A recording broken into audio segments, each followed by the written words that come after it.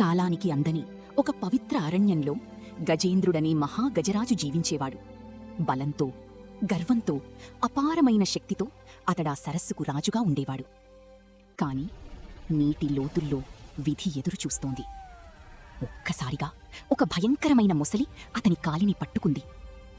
ప్రాణాల కోసం యుద్ధం ప్రారంభమైంది. గజేంద్రుడు ఎంత ప్రయత్నించినా ఆ బంధనం నుంచి బయటపడలేకపోయాడు. గుంపంతా సహాయం చెయ్యలేక నిరాశగా చూసింది. రోజులు గడిచాయి. బలం క్షీణించింది. గర్వం కరిగిపోయింది. చివరికి అసహాయుడైన గజేంద్రుడు ఆకాశం వైపు చూశాడు. తల తొండంతో ఒక కమలాన్ని ఎత్తి పూర్ణ శరణాగతితో ప్రార్థించాడు. ఓం నమో భగవతే వాసుదేవాయ. భక్తితో చేసిన ఆ ఒక్క పిలుపు వైకుంఠాన్ని కదిలించింది. ఆకాశాన్ని చీల్చుకుంటూ గరుడుడిపై శ్రీమహావిష్ణువు అవతరించాడు.